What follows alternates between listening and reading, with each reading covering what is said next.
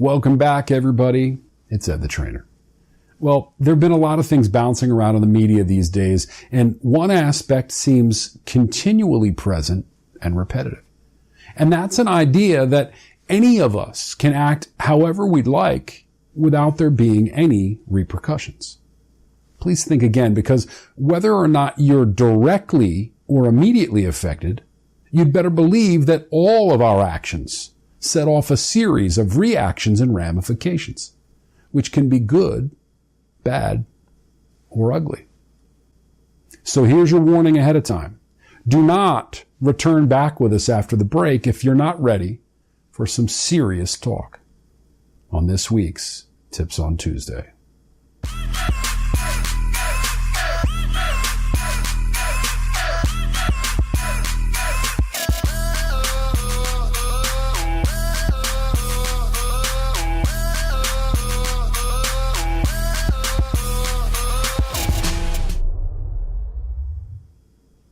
Pretty provocative, I know, but don't worry, this isn't a political or a social talk. My point is simply that in today's world in particular, even things that you believe don't affect anyone but yourself, they can end up costing a lot more to many.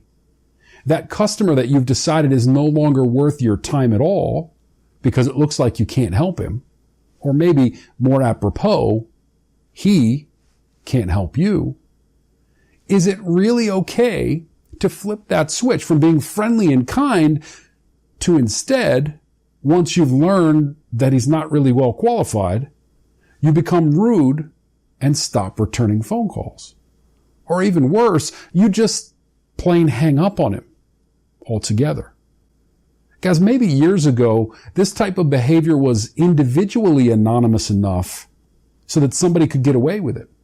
But in today's world, not only is it easily tracked to each individual, but our customers aren't going to let us get away with it without being addressed publicly either.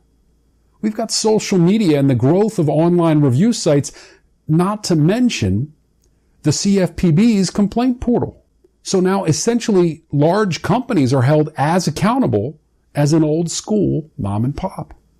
In other words, small community businesses have always understood the importance of reputation and how word of mouth can make or break you. And now, all businesses have basically been taken to that same level. And this is based on the power of consumers that can speak out about their experiences on so many different platforms. So what's the message to individuals within companies that have positions providing that all-important impression? It's to think before you speak, act, or ignore. Remember, the experience that you're providing, the one for that person that you think is just another lead, it's going to reflect on your entire company, good, bad, or ugly. And reputation risk is not our only concern these days. Remember, there are regulatory fines and penalties that we always have to consider as well. And the possibility that one individual's actions can put an entire company's business in jeopardy. Always remember that for every action, there begins a series of reactions.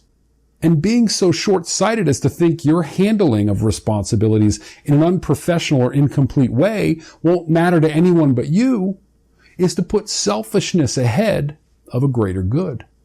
When you promise to make a call back, call back. When there's bad news, deliver it kindly and timely. When someone wants to complain to you guys, listen and say, I'm sorry, and ask, how can I make things better?